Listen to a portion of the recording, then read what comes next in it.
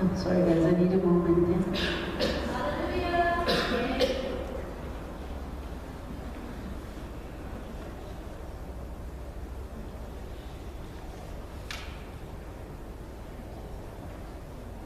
So anyway, when the pastor and apostle, okay, they are not here, I guess you can see.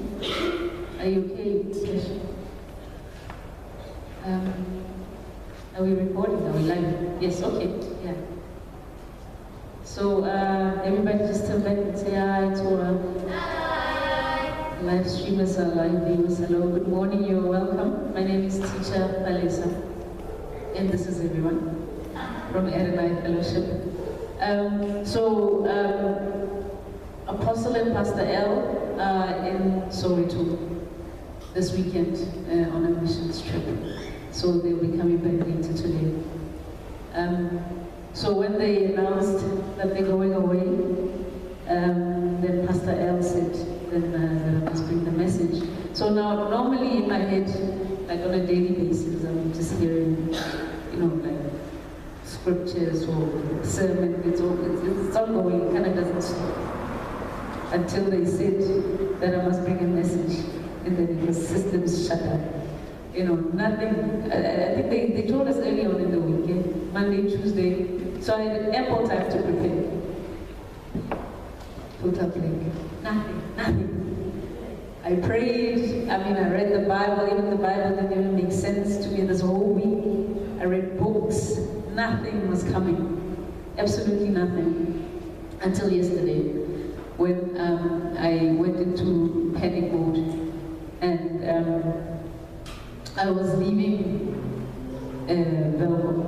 I was driving from Belgium and I was coming in late in the afternoon yesterday. And the Lord said to me, if you're from Belgium, you know where Manny's is. They have a taxi rank. So now before I approached Manny's, the Lord showed me a vision of a woman who was wearing a green hat or green beanie and a green pullover and black pants and black skirt and a jacket. And I could see her height, I kind of saw her face. And the Lord said to me that I must give that woman a lift.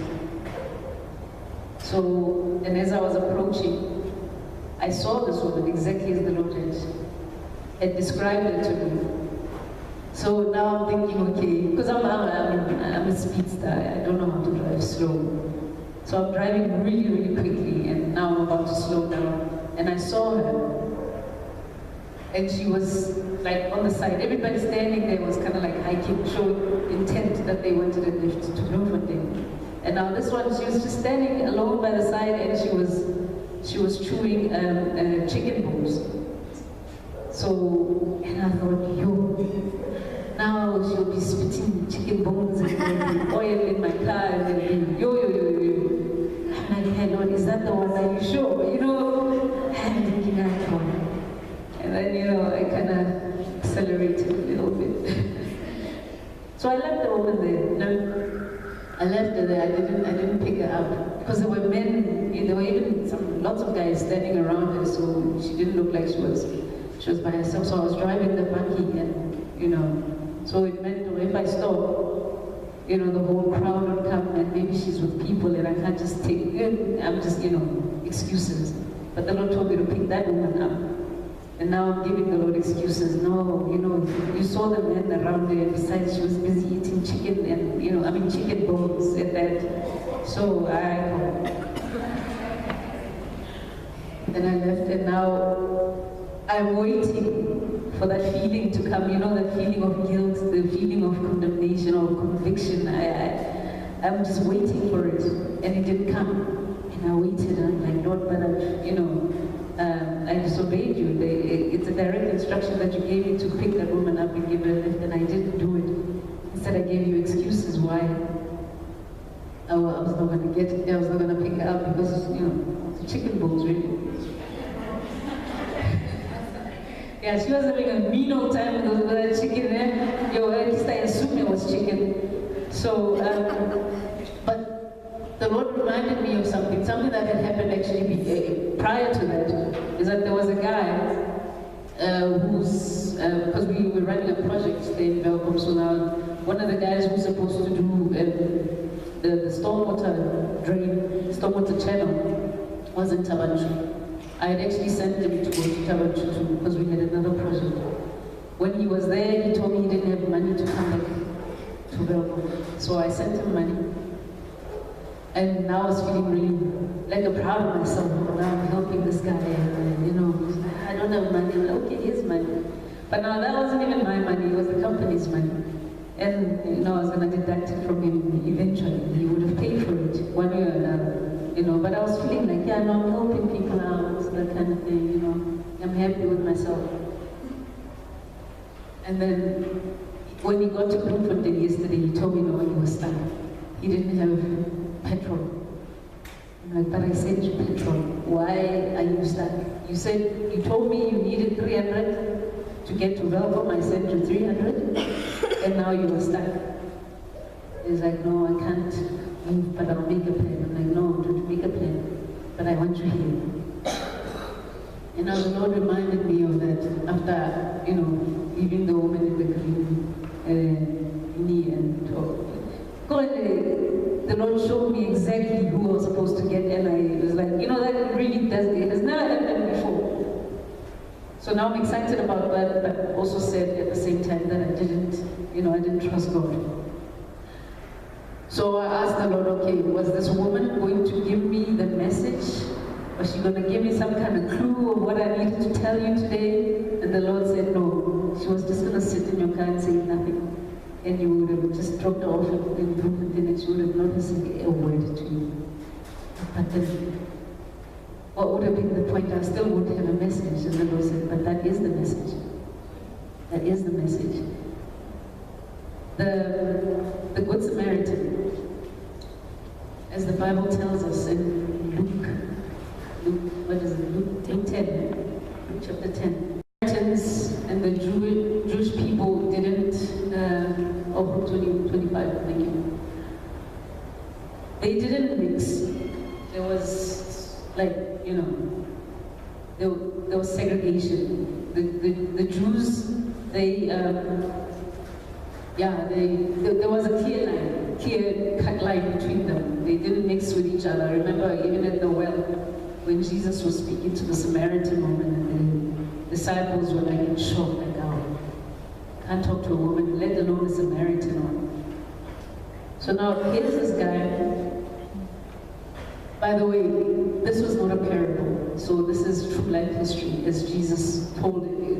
It's something that did happen. It's not a parable. It was not an illustration that he needed to tell the people, to show them what the kingdom of heaven was like. This is something that actually happened. So this guy passed, I would assume, because it doesn't say, but from the story, judging from the story, this guy that was marked, that was battered, that was bruised, that needed help, would have been a Jewish guy. But now the priest passed him. And just go to 30. Is it 30?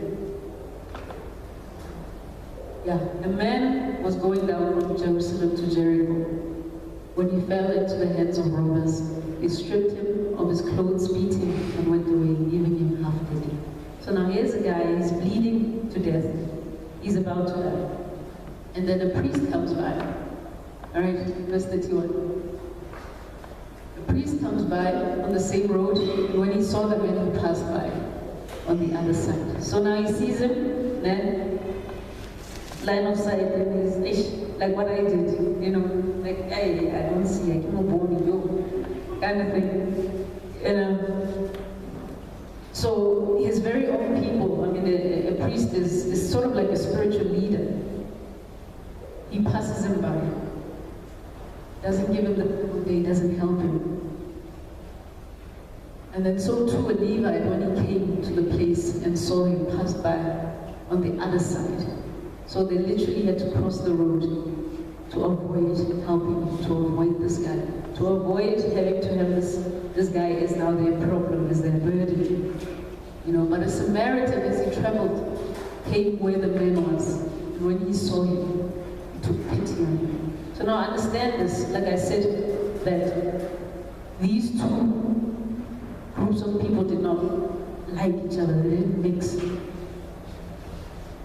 You can understand that, I think we can all relate here in South Africa, where there's differences or there's separation in pretty much everything. Class, if you earn a certain amount of money or you don't earn a certain amount of money, you look down upon. You know, if you're a woman, if, you know, there's racial lines, there's sexual lines, there's all kinds of lines that we're faced with here, particularly in South Africa.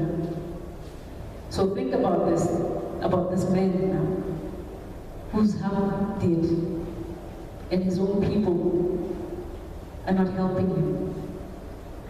And now somebody that he probably dislikes, he probably hates, is the only person that comes to his aid. You know, think about what is going through his mind. Is he saying, okay, you cannot help me because you are of a lower class than me, you know? You don't touch me, that kind of, I mean, I've never really thought about what that guy would have thought or what would have been going on in his mind at that time. But maybe he thought, oh, I don't have a choice here.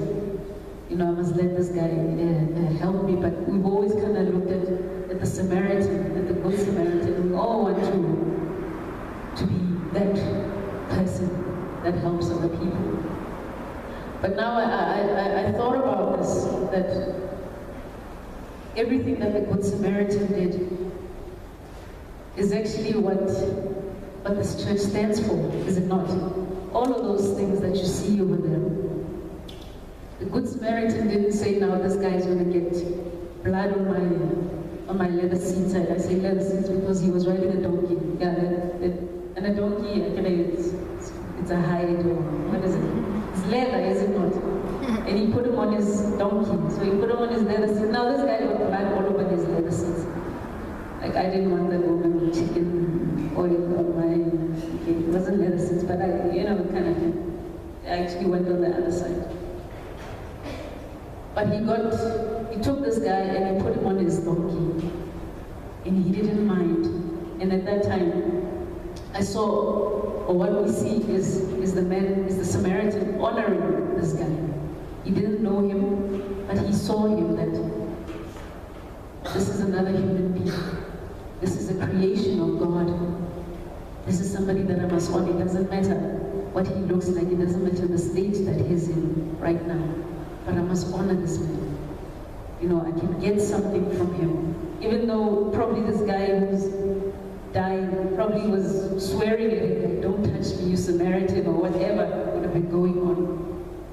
But he actually went down and he took pity on him. And he put aside the differences. And he helped this man. And he took the time to say, okay, it doesn't matter that you're gonna, you know, ruin my leather seats, it doesn't matter, but at this point in time, the important thing is you. The important thing is your life. Then he put the man on his donkey, took him to an inn, and took care of him. What is that? That's fellowship, right? He spent time with him, tending to his wounds. And actually it shows generosity as well. Taking him to an inn. He was generous with his time. He was generous with his heart, you know, to take pity on him. He was generous with the things that he had at the time, with the transport, to transport this guy and to pay for him and find an inn and spend time tending to his wounds, making sure that this guy was okay. That shows generosity and it shows fellowship. The next verse, sister. Then the next day he took out 2 silver coins and gave them to the innkeeper. Look after him, he said, and when I return, I will reimburse you for any extra expense you may have. So now in this story, when the Lord was showing me all of this, He didn't condemn me, he didn't make me, the lesson. Holy Spirit knew that I was going to end that way. Holy Spirit, the Lord knows everything, It wasn't for me to be punished, it wasn't a trap. But it was for me, for my eyes to be open, for me to see what all of these pillars actually stand for. Someone in the week said, one of the other guys that actually came to site, they got a lift from Bethlehem to Belgium, and the guy who gave them a lift dropped them off exactly where our site was. It was actually out of his way. And he said, no, Motona le Boto, Boto is Ubuntu. Humanity, like he didn't have to bring us here, but he did. This was completely out of his way. And that really touched the chord with me, that all of this, that's all it is Ubuntu. It's something we should be practicing all day, but all the time. But we kind of struggle with it sometimes. We kind of struggle with it. We don't find honor, or we don't honor the people that the Lord places before us. You don't have to know the person. Samaritan didn't know the guy, but he probably knew that this is a Jewish guy. We don't mix, but it didn't matter at the time. In that moment, it did not matter. So, and the Lord also reminded me of when I was still working as an engineering consultant. I used to design roads a lot. And there was this one time when you design, you read a lot of books and you have to do a lot of research. No one road is the same, so you always have to, be reading and checking yourself. So there was this one time when I read this one book. It just mentioned the word when designing for road users, And I thought, okay, who are road users? Because when we design, a road, basically, you're just thinking it's for cars, right? But a road is not for cars. A road is for road users. One day you are walking, you're a road user, are you not? Today you are riding a bicycle, you're still using the road. Next day you're in a taxi or in a bus, or you're driving. But we drivers, we think that the roads were designed and built just for us, and we get really upset when you see a guy pushing this trolley full of plastic or bottles or whatever, and we want him off the road. But he's a road user as well, is he not? The people that are walking, even the kids that are playing on the street, they are at that moment using the road. So the road is designed basically for everyone. Just like the Lord created this earth for everyone. And we have to exercise kindness, the fruits of the Spirit, Galatians 5:22. We have to exercise kindness and patience for everyone else. And it's okay if you have to swerve a little bit to the side to avoid whatever, but we have to be able to accommodate every single person that is on this earth, every single person that is using the road. And the Lord reminded me of that we have to change our attitudes, in the way we see or view people. We don't own, you alone, you don't own the road, you don't own the earth. I don't own the earth. I mean, when we're sharing it, we must all partake in taking care of this earth together, in fellowship with each other, in fellowship with Christ first, but in fellowship with each other. But that's now where honor comes in. When you see the other person as also a road user, as also somebody who's deserving to be on this earth, also someone that deserves to be.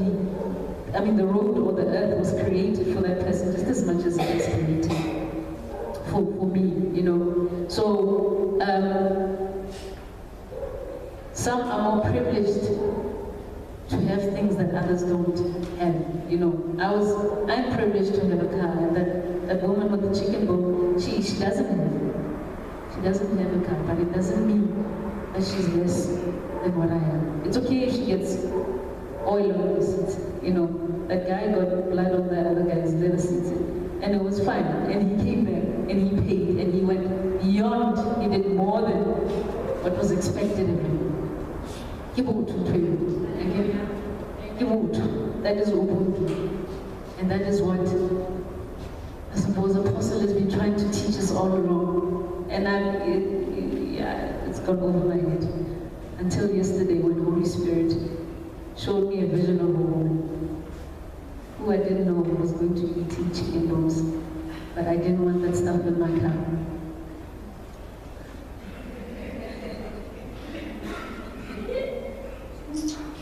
And that was very selfish. I mean, I could have cleaned that stuff up, it would have been fine. But, yeah, that is my story. And that is what the Lord wanted me to share with you. That we need to take it back to the basics, you know? Just take it back home. Just take it back. Just take it back to the 4 pillars that this church stands on. Generosity is not about money. Generosity is about how much of your heart are you giving to the Lord. You know, it's really not about money. The Lord doesn't want your money. By the way, the offering basket is here. Let me just open it. Like I said, the Lord doesn't want your money, but the Lord wants your heart. But if you've got money, please, there's the basket there. So let's take it back to the basics. Let us exercise Ubuntu. You know, let us exercise fellowship with your fellow men. It doesn't matter what your differences are. In fact, your differences, we don't try and mask another person's differences to suit you. Let's celebrate each other's differences because that's what's going to make us stronger. You know, you bring this to the table and I bring that. Don't allow me to even say, no, you are different. Try and be more like, Your difference is what's going to make me strong. You know, and let's be generous. Open up your heart. Open up your heart to the Lord. Open up all of your heart to the Lord. Always just check. Maybe, yeah, you can say my heart is open to the Lord, but how much of it? How much of your heart is open? And let's be accountable because we have been given so much freely. Amen. The Lord has given to us freely. You know, let's be accountable. Let us also give freely and let us honor one another. First, we honor the Lord, and then we honor our fellow men. And don't forget to honor yourself as well. Amen. Amen. Amen. Thank you.